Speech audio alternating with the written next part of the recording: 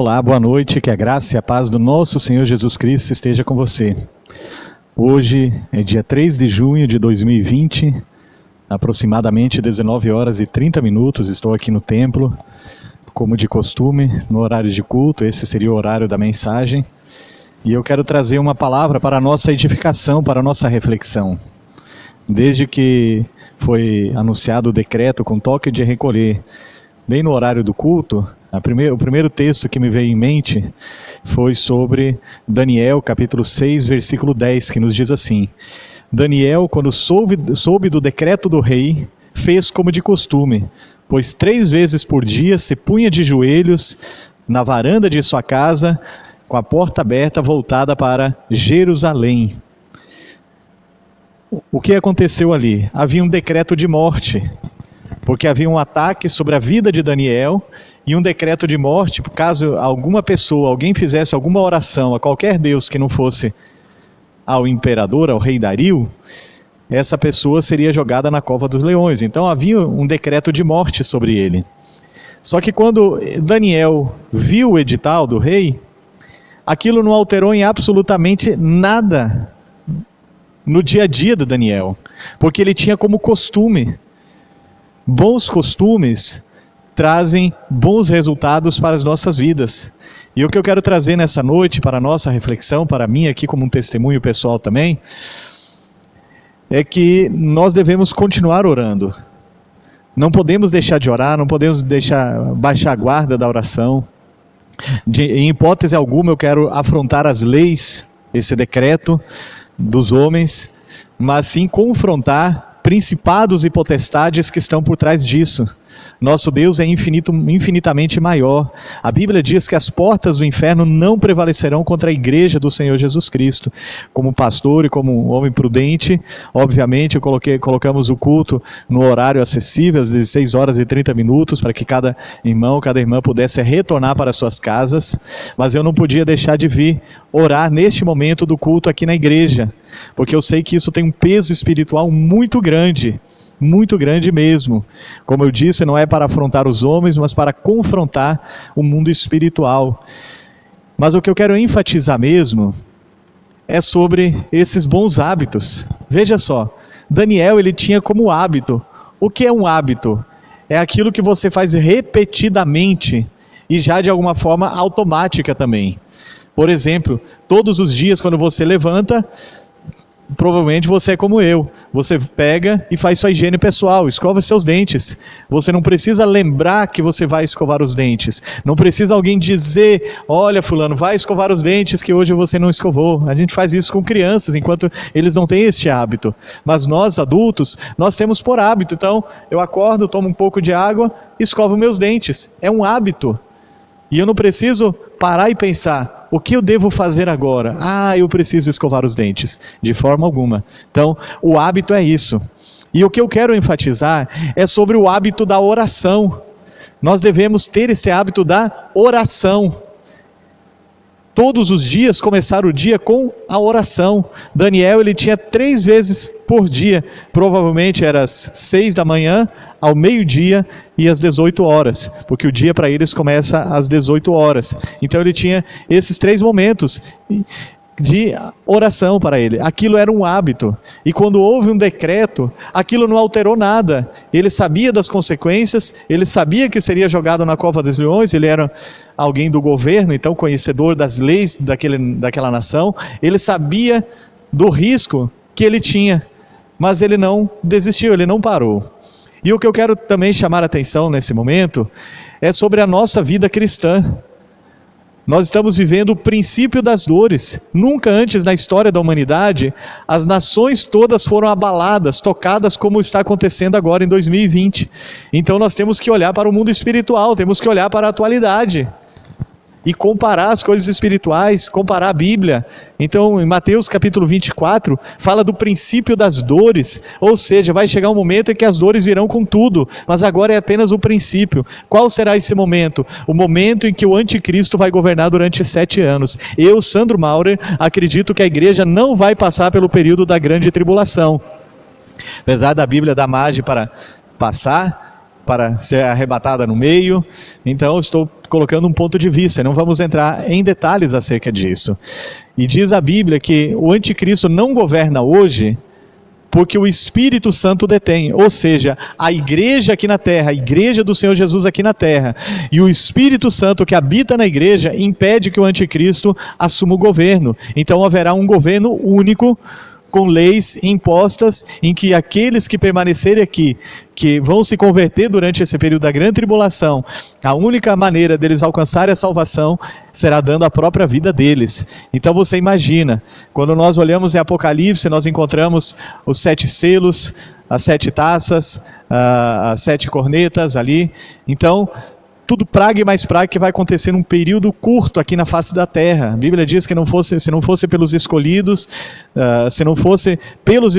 o tempo não seria abreviado, mas por causa dos escolhidos o tempo será abreviado, ou seja, apenas 7 anos de grande tribulação. Mas você não precisa passar por esse período, ou se acontecer da igreja passar, nós precisamos estar preparados.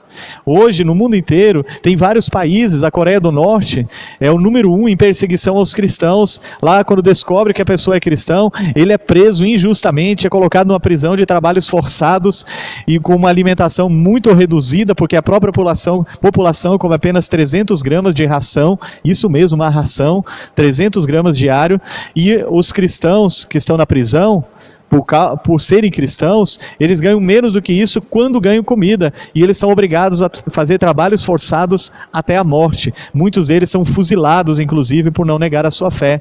Nos países muçulmanos é proibido, e em muitos outros lugares a igreja está sendo perseguida. Mas isso que está acontecendo no Brasil nos leva a uma reflexão. Como cristãos, você está preparado caso se levantar uma perseguição? Nós precisamos estar preparados para defender a nossa fé. Os 3 amigos de Daniel, provavelmente ele não estava na cidade naquele dia, em que o rei Nabucodonosor levantou uma estátua e queria que todos adorassem a estátua, e eles não adoraram.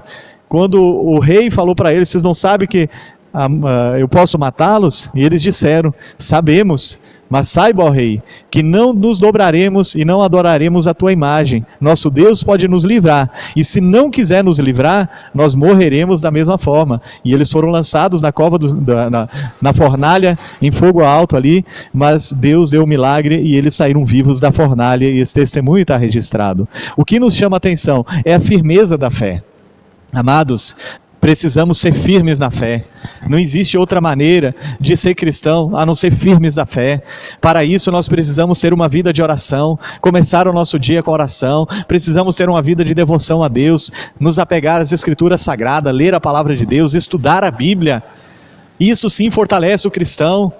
Não são outras coisas, não são mensagens emotivas. O que fortalece a fé dos cristãos é tão somente a sua firmeza da sua fé no seu Deus. E quando que a nossa fé é provada? Quando os dias são contrários, quando tudo é contrário e até chega ao tempo da perseguição. Aí sim a nossa fé ela é provada. Sobre esse hábito da oração, cultive o hábito da oração, não deixe de orar, cultive sem parar, tenha esse hábito.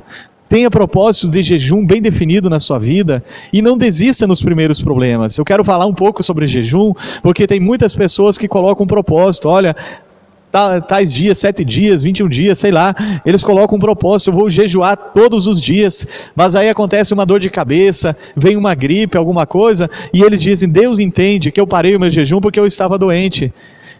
Meus amados, está doente, siga em frente no seu jejum. Eu quero dar um testemunho pessoal, não é para me vangloriar, e Deus sabe a intenção do meu coração, é apenas para dar um testemunho.